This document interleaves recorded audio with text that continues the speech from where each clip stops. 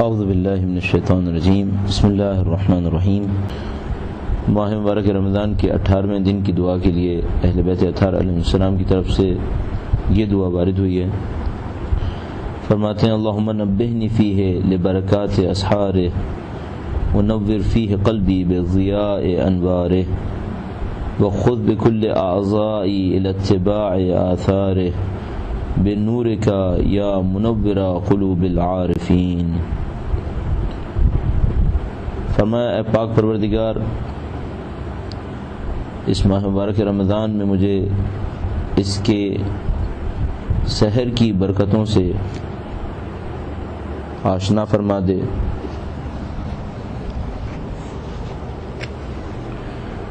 اور اس ماہ مبارک میں میرے دل کو منور کر دے بضیاء انوار، اس کے انوار کی نورانیت سے، وخذ بکل اعضائی الی اتباع آثار، اور اے پروردگار مجھے میرے تمام اعضاء و جوارح کے ہمراہ اس کے آثار کی پیروی کی طرف لے چل، تجھے تیرے نور کا واسطہ اے عارفین کے قلوب کو منور کرنے والے۔ جیسے کہ مقرر عرض ہوا کہ ان دعاؤں کے اندر اہل بیت اطہار علیہ السلام نے ہمیں بصیرت دینے کی کوشش کی ہے، معرفت دینے کی کوشش کی ہے، اور وہی سے متصل خاندان جس کے پاس اللہ کی طرف سے خاص علم نازل ہو رہا ہو،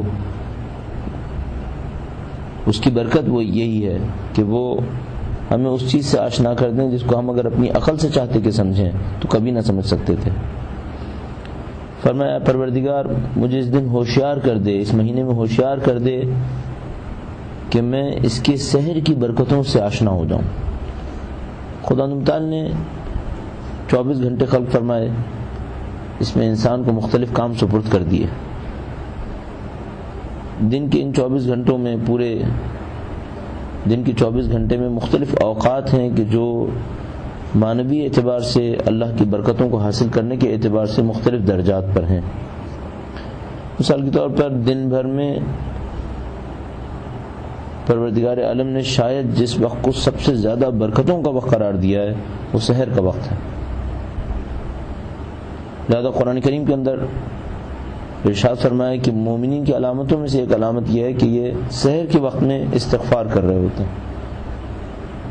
مقرر احادیث قدسیہ کے اندر پروردگار عالم کی طرف سے وارد ہوا، مثلا ایک حدیث قدسی میں حضرت موسیٰ علیہ السلام سے کہا گیا کہ اے موسیٰ، وہ شخص جھوٹ بولتا ہے جو کہتا ہے کہ مجھے چاہتا ہے اور جب سب سو جاتے ہیں تو وہ بھی سو جاتا ہے۔ یہ اٹھ کر میرے ساتھ راز و نیاز کیوں نہیں کرتا، یہ مجھ سے گفتگو کیوں نہیں کرتا، اگر میرا چاہنے والا ہے تو تنہائی سے فائدہ اٹھا کر میرے سامنے اپنی عجز و انکساری کا اظہار کیوں نہیں کرتا۔ اور سحر کا وقت وہ بہترین وقت ہے جو اللہ کی عبادت اور اس کی بندگی کے لیے ہے۔ یہ وہ وقت ہے کہ جب عام لوگ سو رہے ہیں،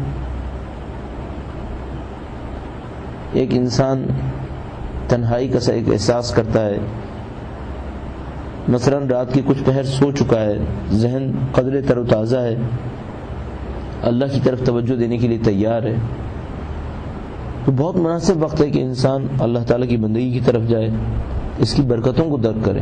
آپ علماء کے کردار میں اور خدا متعال کی طرف بڑھنے والے لوگوں کے کردار میں مسلسل دیکھیں گے کہ اس وقت کی نورانیت سے فائدہ اٹھاتے ہیں۔ لہذا دعا کے اندر ارشاد فرمایا اللہم نبہنی فیہ، اے پروردگار مجھے ہوشیار کر دے، میں غفلت میں پڑا ہوں، میں سحر کے وقت سے شاید وہ فائدہ نہیں اٹھا رہا جو مجھے اٹھانا چاہیے۔ فرمایا خدایا مجھے ہوشیار کر دے اس مہینے میں لبرکات اسحار، اس کی سحر کی برکتوں سے فائدہ اٹھاؤں۔ آپ جو ماہ رمضان کے لیے اپنا شیڈیول بناتے ہیں اس کے اندر سحر کے وقت سے برکتوں سے فائدہ اٹھائیے۔ ایسا نہ ہو کہ آپ افطار کرنے میں، سحر کرنے میں، لوگوں کے ساتھ آنے جانے، ملنے جلنے، دوسری عبادات میں سحر کے وقت کی برکتوں سے محروم رہ جائیں۔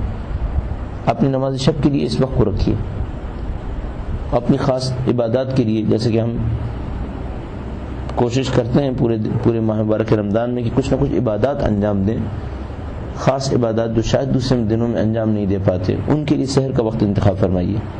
تلاوت قرآن کریم، اللہ کی کتاب کی تلاوت سحر کے وقت کے بہترین اعمال میں سے ایک عمل ہے۔ بافکر باشعور تلاوت. شاید اس دن کی برکت ہو, اس وقت کی برکت ہو کہ اس سے ہم قرآن فہمی کے اندر اور آگے بڑھ سکیں, قرآن کریم کو سمجھنے میں اور بڑھ سکیں.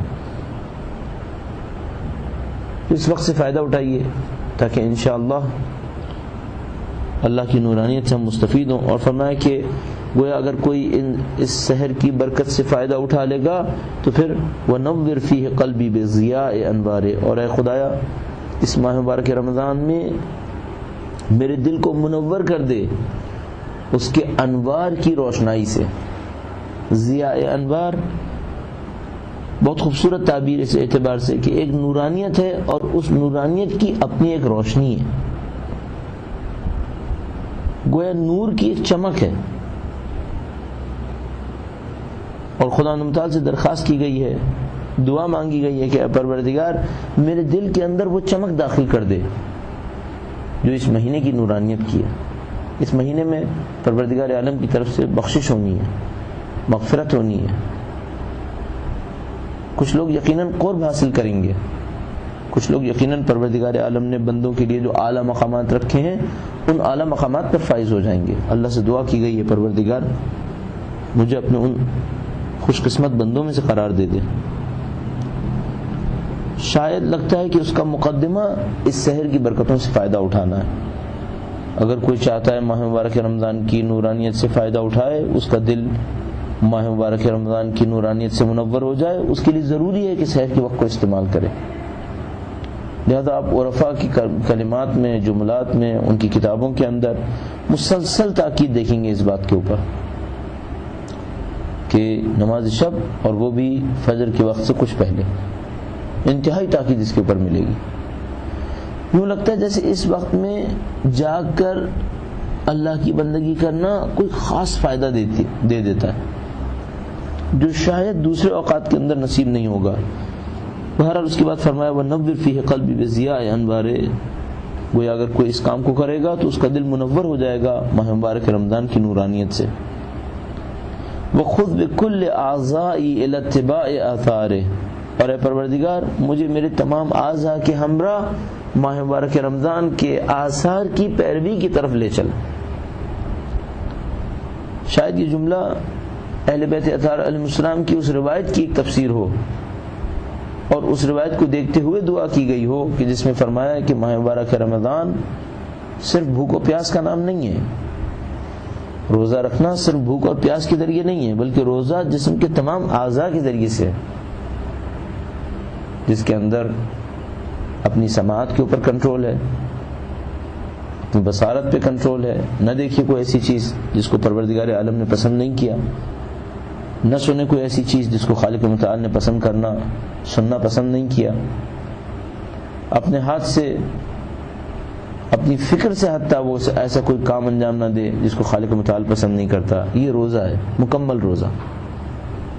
اور اگر کوئی ماہ رمضان کے اندر اس قسم کا ایک روزہ رکھے گا تو وہ پاکیزگی کو حاصل کر پائے گا. ورنہ بھوک اور پیاس کیا ہے؟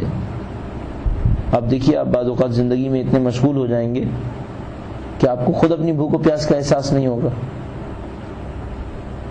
شاید زندگی میں بہت سارے ایام ایسے گزرتے ہیں لوگوں کے اوپر, مثلا آپ پوچھیے تو کہیں گے دوپہر کا کھانا نہیں کھایا. بہت سارے لوگوں کو تو شیڈیول یہی ہوتا ہے کہ وہ دوپہر کا کھانا نہیں کھاتے, صبح کو کھانا ناشتہ کیا اور شام کو کھانا کھا لیا. بس بھوک اور پیاس اتنا بڑا مسئلہ نہیں ہے. اصل معاملہ انسان کے اعضاء کا ایک جامع روزہ رکھنا ہے. جامع روزہ اپنی فکر کے اندر رکھیے. سب سے پہلے لگتا ہے کہ روزہ سب سے پہلے ذہن سے شروع ہونا چاہیے. انسان اللہ کی بندگی کو اپنے شکم اور اپنی زبان سے احساس نہیں کر سکتا. اللہ کی بندگی فکر سے احساس ہوتی ہے. پہلے بندگی کو احساس کرے, اس بندگی کے اوپر باقی رہنے کا عہد کرے, پھر روزہ شروع کرے جس میں بھوک اور پیاس کا سامنا کرنا پڑ رہا ہے. بس یہ جو میں اور آپ سحر کے موقع پر جمع ہوتے ہیں, سحری کھاتے ہیں, نیت کرتے ہیں روزے کی, یہ نیت پہلے فکر سے ہونی چاہیے. اور ہم جانتے ہیں کہ نیت پہلے ہوتی ہے اور اس کے بعد پھر امساک, کھانے اور پینے سے اپنے آپ کو دور رکھنا ہوتا ہے. یہ نیت کس بات کی ہے؟ یہ نیت اس بات کی ہے کہ آج کے دن بھرپور کوشش کریں گے، جیسے خدا نے چاہا ہے ویسے گزاریں گے، گناہوں سے اپنے آپ کو محفوظ کریں گے۔ آپ جہاں کہیں بھی موجود ہوں اپنی زندگی کو گناہ سے پاکیزہ کرنے کی کوشش کیجیے۔ کچھ چیزیں یقیناً میرے اور آپ کے کنٹرول سے باہر ہوں گی، مثلا انوائرمنٹ ایسا ہے، کام کی جگہ ایسی ہے، لیکن باقی زندگی میرے اور آپ کی انفرادی زندگی ہے۔ انفرادی زندگی کو پاکیزہ کیجیے۔ بالاخص دنیا میں جہاں کہیں بھی ہوں، جہاں تک میں سمجھ پایا ہوں ابھی تک، میں نہیں سمجھتا ٹیلی ویژن دیکھتے رہیں، فحشا موسیقی سے محظوظ بھی ہوتے رہیں اور یہ کہیں کہ ہم اللہ کی بندگی میں آگے بڑھ رہے ہیں۔ ہمارے خیال میں ناممکن ہے۔ اللہ کی بندگی میں کوئی کیسے آگے بڑھے گا اگر ایک طرف سے اس کے گناہوں سے محظوظ ہو رہا ہوگا، گناہوں سے لذت بھی لے رہا ہے اور کہہ رہا ہے میں خدا کی بندگی میں آگے بڑھ رہا ہوں۔ شاید ترک محرمات بہت سارے مستحبات سے زیادہ بڑا اہم کام ہے۔ ترک محرمات ضروری ہے تاکہ یعنی حرام چیزوں سے اجتناب کرنا، حرام چیزوں سے بچنا، یہ پہلا عمل ہے اللہ کی بندگی میں آگے بڑھنے کے لیے۔ وَخُذْ بِكُلِّ أَعْضَائِي إِلَى اتِّبَاعِ آثَارِهِ، اے خدایا اس ماہ مبارک کے رمضان میں مجھے اپنے تمام اعضاء کے ہمراہ ماہ رمضان کے آثار کی پیروی کرنے کی توفیق عنایت فرما۔ بِالنُّورِ کا یا منورہ قلوب العارفین، تجھے تیری نورانیت کا واسطہ، تجھے تیرے نور کا واسطہ اے پروردگار، اے عارفوں کے دلوں کو منور کرنے والے۔ اس دعا میں مسلسل نورانیت پر اصرار ہے۔ اب ایک نورانیت وہ نورانیت ہوتی ہے جو میں اور آپ اپنی آنکھوں سے ملاحظہ کرتے ہیں، اور ایک نورانیت وہ ہے کہ جو اہل عرفان مانوی نورانیت کو مشاہدہ کرتے ہیں۔ جیسے کہ ہمارے پاس بعض افراد ایسے موجود تھے، نابینا تھے، دیکھ نہیں سکتے تھے، لیکن ایک کتاب کے اندر اگر پورے صفحے میں ایک جگہ کہیں قرآن کریم کی ایک آیت لکھی ہو، شاید 30 لائنوں میں ایک لائن قرآن کریم کی ہو، تو نابینا ہونے کے باوجود ہاتھ رکھ کے بتا سکتے تھے کہ یہ قرآن کریم ہے۔ دیکھ نہیں سکتے تھے لیکن ہاتھ رکھ کے بتا سکتے تھے کہ کہاں سے کہاں تک قرآن کریم ہے۔ نابینا ہونے کے باوجود اس مانوی نورانیت کو درک کرنے کی صلاحیت تھی، مانوی نورانیت کو خوب درک کرتے تھے۔